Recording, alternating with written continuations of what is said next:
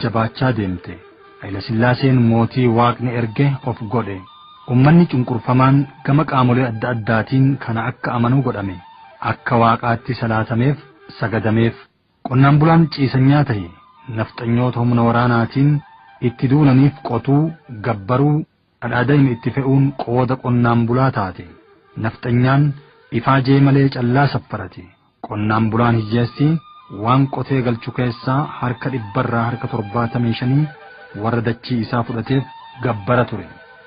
Qonnaan bulaa mana irratti diigan lafa isaarraa buqqisan. Aadaan ummata Oromoo afaan Oromoo akka hin mul'anne akka hin guddanne godhe. Akka irraanfatamu akka jibbamu irratti duulan. Bara mootummaa Haylasillaasee lafa Oromoo maqaa jijjiiranii maqaa biroo itti moggaasan. Fakkeenyaaf magaalaan Adaamaa Naazireet, Bishooftuun Dabrazayit kan jedhamanii fi lafti birootis maqaan Oromootiin akka hin waamamne bara san jijjiiraman. Iddoowwan amantii kanneen akka Irreessaa, Jaarmayni Qaalluu kanneen tokkummaa Oromoo cimsan bara Haylasillaasee irratti duulanii akka laafan akka dhabaman godhaman. Maqaa namaa fi lafaa maleeyyuu bineensota daggalaatu maqaa jijjiiranii maqaa isaaniitiin waamachuutti ka'an. Bineensa bosonaa kan Oromoon borofa jedhee waamatu Yemenilik Dukkulaa jedhanii moggaafatan. Imaammata biyya takkaa afaan tokko amantii tokko jedhu baafatanii sabaa fi sablammoota Itoophiyaa cunqurseera sirni dabre. Warri dachii namaa fudhachuu malee ummata dachirra jiraatuuf dantaa hin qabne. Ummanni Oromoo gaafa cunqursitoonni itti dhufanirraa jalqabee qabsoo isaan itti ofirraa deebisuun buqqisuun godheera. Akkuma lammiiwwan biyyaattuu qonnaan bultoonni, hayyoonni, dafqaan bultoonni, barattoonni mootummaa Haylasillaasee jigsuuf qabsoo finiinsaniin mootummicha rifachiisaniiru lubbuu itti fidaniiru. Akka Oromootti qonnaan bultoonni Baalee, Raayyaa fi Azaboo, Boorana, Habroo, Shawaa, Daawwaa, Karra Qoree, Dhumuugaa fi kanneen biroo akka qabsaawan seenarraa ni hubatama. Qonnaan bultoonni Baalee gammoojjii fi baddatti akka lakkoofsa Awurooppaa bara 1950 fi 1960 keessa qabsoon nafxanya irratti qabsaawan seenaan hoggayyuu yaadata. Namoonni qabsoo bara Dhoombirii fi Tooraa keessa turanii fi beekan akkaataa itti lolaa bahan ardha guyyaa itti dubbatan waan argataniif ni dubbatu. Qonnaan bultoonni Baalee dirree lolaa adda addaa irratti waraana mootummaa Haylasillaaseetiin wal waraananiiru. Oborsoo, Madda Walaabuu, Dayyuu, Cirrii, Angeettuu, Haranna, Dalloo, Malkaa Amaanaa, Bulluq, Gindhiir, Gololcha, Sawweenaa fi iddoowwan biroo hedduutti Jeneraal Waaqoo Guutuu, Koloneel Huseen Bunee Daraaraa, Koloneel Aliyyii Cirrii fi qabsaa'onni hedduun qawwee looniin bitatanii yookaan biyya Soomaaleetii fudhatanii mootummaa isaan miidhe mootummaa Haylasillaaseetiin lolaniiru.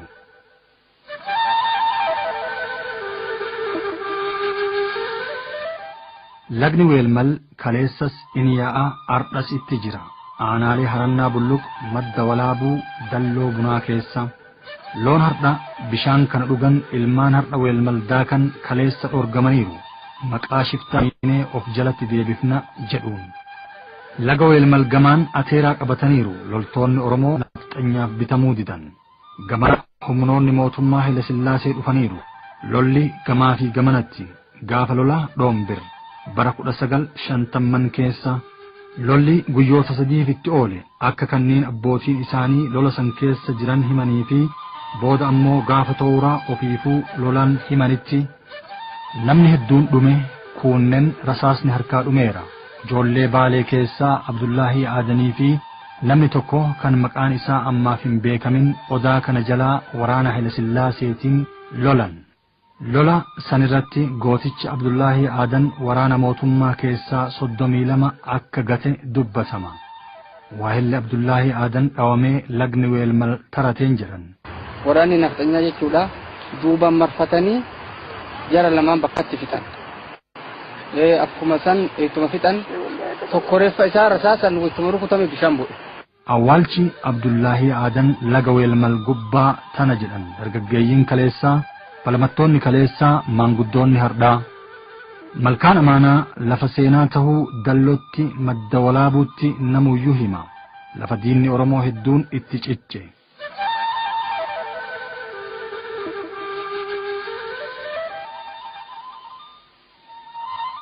Obbo Ibrahim Ahmad miidhaa lolli sun gama lamaan irraan geesse waan beekanirraa waa himan.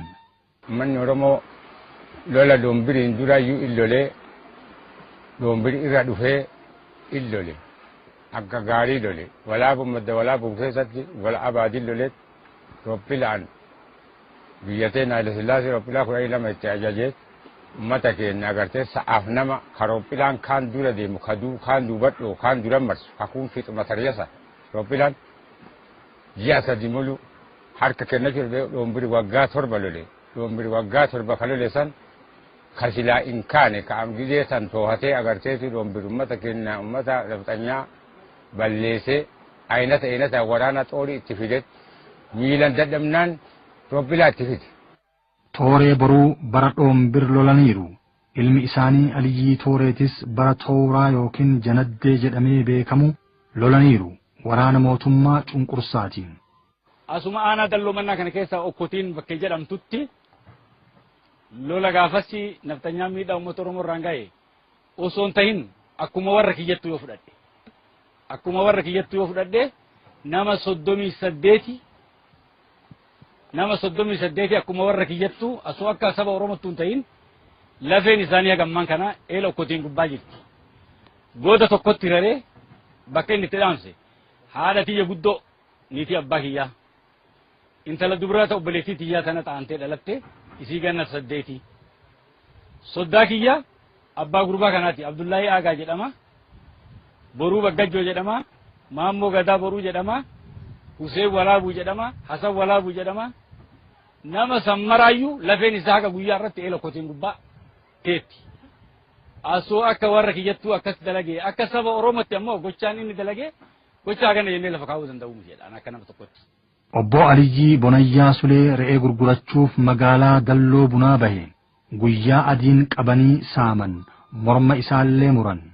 Kataba manna dhaqan arme tana kaane achi nu qaban re'een nu qabnaani re'ee qabaa deemanii shiftaa geeftanii nuun jedhan lakki nu shiftaa miti in horannaayin arme tana qabanii re'ee hiikanii ka'an nuun jedhan yaaduuf kaan gizima tana namni uri qawweettu qaadisanii arma kee dhabanii garagalchan an bakkattaaf mana xawoon ol baqadha jedhee mana baanka an bahuu dhoowwaanii beerri katamaa baanka namarsiti ani farraa didee dhoo armaachuwaaf siiganii armee kana naqabe adaan eegga armee kana qabanilleen arman qabe gizeen armee kana qabe birrii kiisha kee jitu kana irraa haftee jedhu kana kutatee tare fayyaaleetiin ta'e tarraan armaa infidawaa nama lama migira fuudhanii gichaa wayiniidhaan akkama gammada gahangee fa'aniidhaan kana fidanii hidhaa kana gad boontee isaadhaan an humna haganarra qabaa kanan achi dhoowwet kana achi xifirraa dhoowwe kana achi madhoowwe kana achi madhoowwe haga akkanuma godhu wa amma maal godhan billaa toorisaa taate achi natti asiige fuula duubaa waan leelan qabne fadaa waraanni kabidhaa duubaan najjira hagganumaan arginu armarraan olumarraan dirgimee gasaan jennu godhan kabidhaallee waraananii armee tana mormeedha kaan caccabsanii kaan ajjeesanii artiidhaan